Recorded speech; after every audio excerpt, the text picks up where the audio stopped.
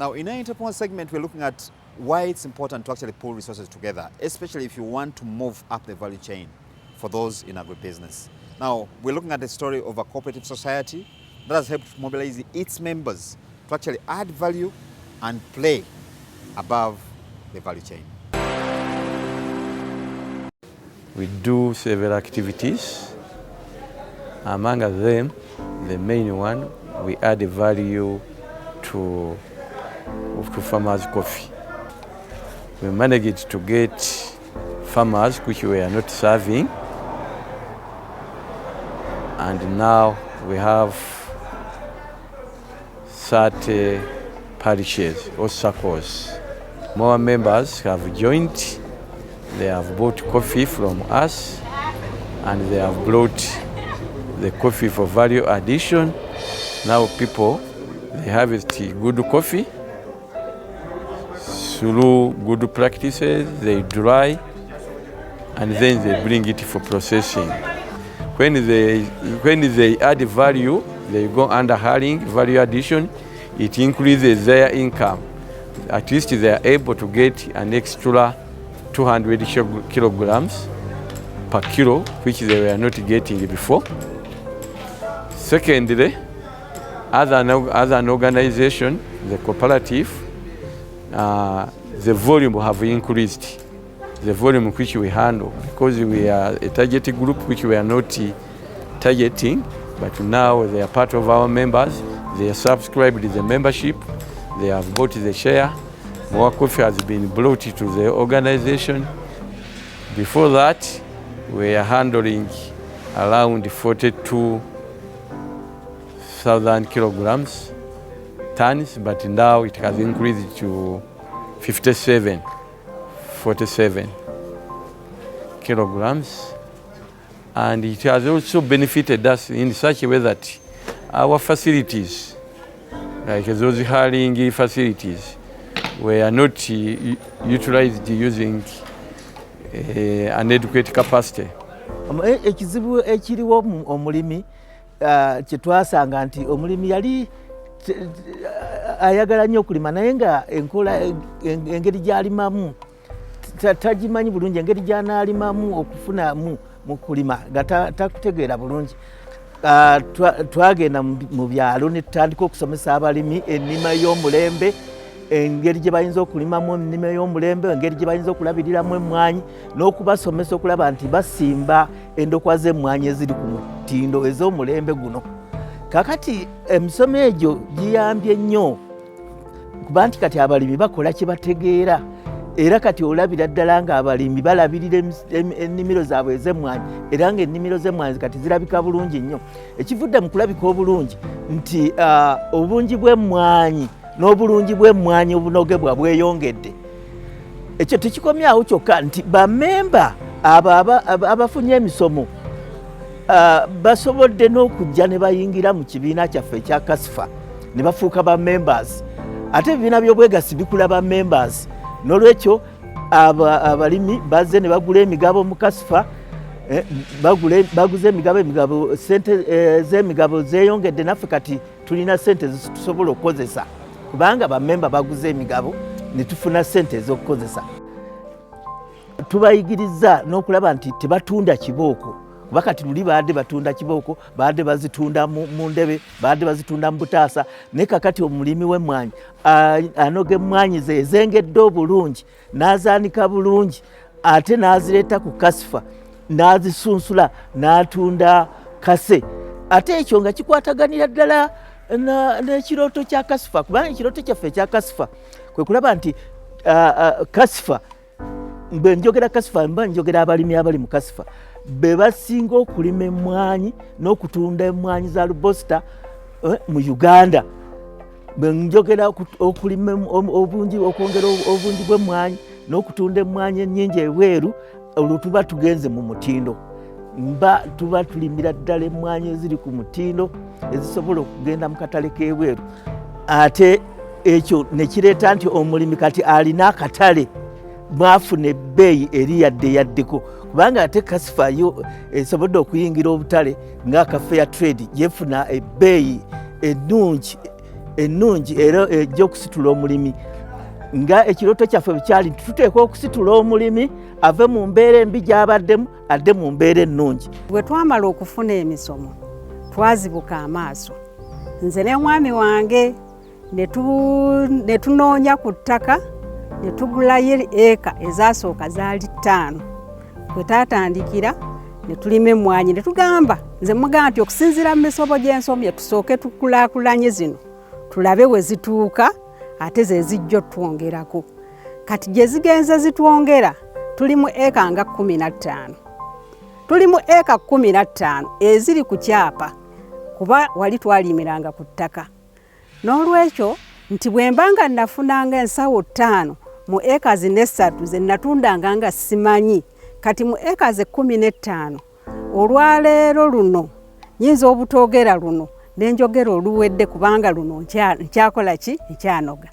Kati oluwedde lwokka nyinza okubanga najjamu ensawo eziri mu 12. Ng'olwaleero sirwogeddeeko olwo tulimu olwa sizoni eno naye olw'omwaka oguwedde 2024 ensawo 120 neekakasa nti nazifuna era nenzitwala ku kyuma nga nkuba kase. Twatundanga mu birebe, kati sikyatunda mu birebe, sikyatunda nsawo, sikyatunda kibooko, ntunda kase. Now, a lot of agriculture done in Uganda is rain-fed. In other words, we depend a lot on nature's providence to do agriculture. Now, it's time to up the game. And in this segment, we're trying to find out how you can do this based on the experiences of those that have done it and the benefits that accrue. No matter the size, automation is done, and so that they improve on water use efficiency and put less pressure on our water sources, so that water is available for everyone who wants to do irrigation. Not irrigating using the mind and the feelings of saying, oh, my crop I think needs water, and then you apply it. But if the machine is the one which has detected the need, then you find you need less water actually. Studies have been carried out that automation reduces water application because you only apply when it is needed. And we as humans have no capacity to know when to look at the plant and tell that it needs water.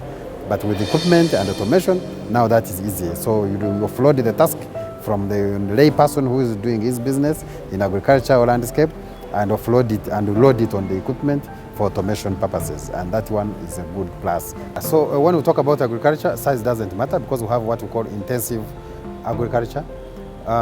It is important that if you have a space that you want to irrigate, then you look at what you want to get out of it. So commercial agriculture always comes with the yields. What do you want to get out of it? So whatever you do, you make sure that you are productive. So if you have, of course, for landscape, it is about many things, including aesthetics, which is the beauty of the place, and then also the things like having the garden clean and green every time. So it is important that always, that if you have the automatic systems, those components are always satisfied. Now in our tech segment today, we bring you the story of a startup that has come up with the idea of easing crowdfunding for any particular cause, whether in business or social.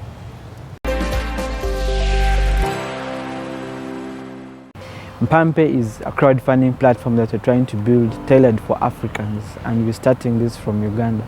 Mpampe is a local word that means give us, we give out. So we help people raise money digitally, and this could be money towards education, money towards a healthcare need, money towards SME, money towards any campaign. So we do this by creating a campaign on our platform, and you're able to raise money. So far we've done 2 campaigns whereby we helped a fellow student at Makerere University raise money towards tuition. That was $1,000 in just 8 days.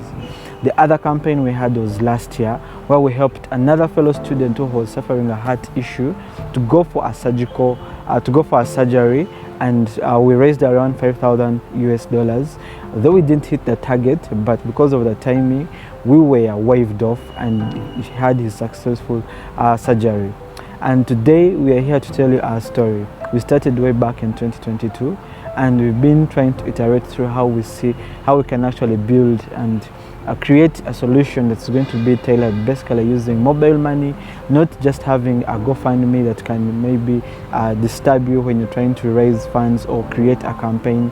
Some of us here do not have cards, some of us do not have PayPal accounts, some of us do not even actually have accessibility to GoFundMe, especially here in Africa, to create a campaign. And that's why we are coming up with this solution, basically for Africans, and we are starting this here in Uganda. So we are building a community, we are building trust, we are building resilience, we are building people who will believe in what you're trying to come up with, such that it's me and you who can actually create the change that we need.